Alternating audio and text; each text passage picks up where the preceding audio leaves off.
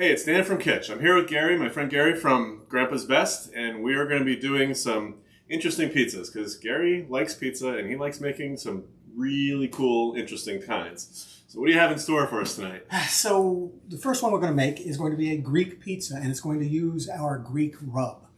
It's all Greek to me. Before we go any further, I just want to be sure you realize that if anything goes wrong and this doesn't work right, it's all his fault. So we just get that straight up front. Wait, are you my wife? She told me to say that. Yeah, I bet. So first thing we're going to do, I've got some dough here. I'm going to plop this down. I've got a parchment paper. It makes things a lot easier. Now there's different kinds of doughs. There's a different one, a 72-hour dough that I use when I'm doing particular types of pizza. If I'm doing something in the house, this is one that I like. We'll put the link online as well. But in order to stretch it out, put it down. It's very simple. Start kind of gentle. You put your fingers in the middle and just push to the outside edge. You just keep turning it as you go and pushing. And you notice I didn't have to put down any kind of flour or semolina or anything like that when I did corn. Yeah, because then it gets gritty in the bottom, whereas this avoids that. It does. And King Arthur flour has more than one recipe up there, but this is the one I love. I don't use it all the time, but since I always forget to do the 72-hour one, I forget 72 hours in advance. It's getting old, isn't it? It really is. So I end up doing this one more often than not. So you just keep going along and stretching it out until you get it the size you want. And this is a 12-inch square, and I wanted to make a 12-inch pizza. That's so I'll just square? keep going. Did they change that since my geometry class? Yes. I went to school in Kansas, so okay. Well, it was a little different there. It does explain a lot, doesn't it? So I'm going to go ahead and make this square pizza, and we'll keep going around until it takes up this entire 12-inch circle. And there it is. So that's really all there is to it. Now, typically, depending upon the kind of pizza that I'm going to make and the kind of dough, what I may do is par bake it, which I've already done here with a couple. And that's what I'm going to use to make this pizza because it's already been par baked. So I'm going to set this one off to the side. If I can do that. Yeah, that'd probably be a good idea. So we'll do that. Let's go ahead and just throw this one in the oven.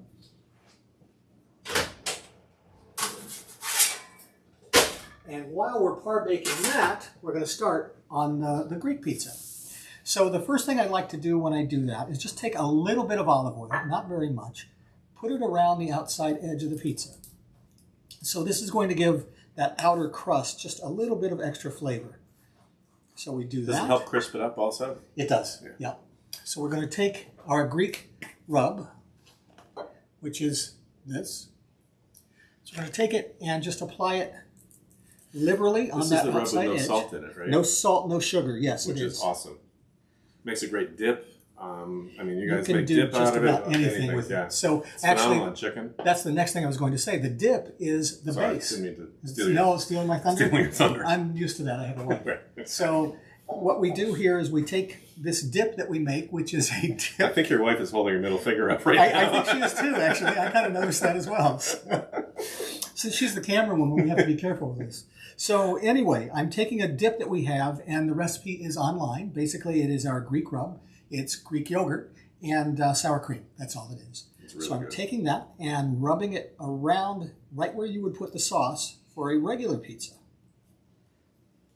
So put it on fairly liberally. There will be no tomato sauce at all tonight, will there be? No tomato sauce. Awesome. I kind of like doing weird pizzas, and since we're doing all of our products, we don't make a tomato sauce. I'm glad you called him. I was going to call him weird earlier, but I thought, no, he might get insulted. So. It takes a hell of a lot. You're weird, but your pizza's yeah, exactly. Exactly. I come from a family of 7, so it takes a lot more than that to insult me. So. All right, so that is the base of the pizza. Now, before we go any further, let me check that other one and see if it's done, ready to come out. And it is. Wow, that was fast. How long does that take? So it depends on what you do. I have something called a baking steel that I prefer to use. You can use a baking stone, but I prefer the steel. It gets hotter. It maintains the heat better. And what that allows you to do is to go one pizza after the other, and it cooks faster. And we do sell the steels here at Kitch. So there you go. Now you know where to get them as well. I had to put a plug in. You can put in 2 or 3 before the night's over. Okay, so that one is just set aside. Next thing we want to do is add some cheese. So you want to go ahead and do that? Sure. This is scary. Yeah, I know, right? Now, is this regular mozzarella, low fat? This one is just a regular. Certainly you could use whatever one you want. I have made this as a vegan pizza even. So in that case, I would use the fake chicken. Fake chicken, fake cheese. And it still comes out tasting amazing. It's not a fake pizza? It's a real pizza. So, all right, we've got that one down. Next thing I'm going to do. Yeah, you did perfect. That looks good to me. It's a little bit messy, but you know, I kind of expected that. So, next thing we're going to do. Next thing I'm going to be cutting my ear off if you're not careful. So. Do it over there. So, next thing we're going to do is add some chicken. And this real is chicken or fake? Real chicken. Real chicken, okay. In this particular instance, again, I've made this one many, many times using the fake chicken and turning this into either a vegetarian or vegan pizza, depending on what kind of cheese I'm using. And I have to say, I'm not a big fan of vegan, but it really tastes good when you do it. I mean, you can't tell the difference. It does. No, I have people in here all the time because this is one of the pizzas that I sample frequently. We sample when you're here, yeah. And people don't believe when I tell them that it actually is a vegan or vegetarian pizza. So we put that down. Next thing we want to do is grab some tomatoes. These are sliced tomatoes. And we're just going to throw a few of those on there. Right? Cherry tomatoes, right? And if you don't have cherry tomatoes, you can absolutely dice up. Roma tomatoes would work. Roma would be great, yeah. Whatever you have, and make it look as pretty or not as you would like. Trying to make it actually look nice as we go along. Whoops. That's making it look worse. Yes, we'll get rid of that. Go sit over there. So here we go. Now we've got the tomatoes down. Next thing I'm going to put on are some red onions sliced very, very thinly. So we'll go ahead and throw a few of these on. Yeah, a little goes a long way with red onions. It does. You don't want very many on there. And again, they're sliced very, very thin. And these are raw, right? These are raw, correct. Now, one of the other pizzas that we're going to be making, actually a couple of them, I do have some sauteed onions that I use as well. And really, there are no rules. Whatever it is you like, whatever you think would go well, that's what you should do. One of the pizzas later, I'm going to be putting some cilantro on. I know lots of people that think cilantro tastes like soap, so by all means, leave it. It's actually 50% of the population. That's what I've heard. Yeah. I love it. It tastes good to me. It does not taste like soap to me. So then the last thing that I'm going to put on there are some olives. Now, something that I usually do, and I forgot today, was feta cheese to throw across the top as well. Oh, yeah, that's right. That really helps. Once it makes again, it even better. All right, so here we go. You are, right? You are. You are. So you better be careful when you're saying that. So that's all there is to making that pizza. I usually top it with just a little bit of extra rub for a little bit more flavor, and that one's done. So now we're going to throw that in the oven. If I can remember where I put my pizza peel, right in front of my face.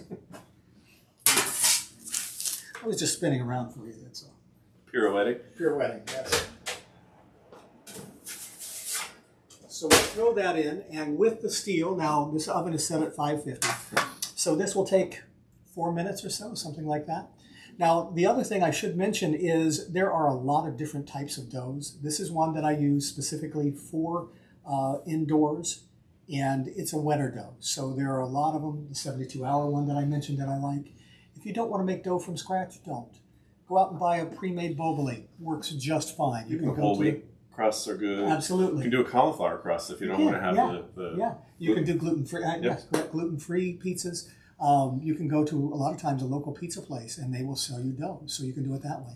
So it really just depends. Do whatever works for you. I like to make That said, your 72-hour dough is the best. It's really amazing. Killer. It's very, very good. But again, and it's easy to make. It just takes 72 hours. Simple.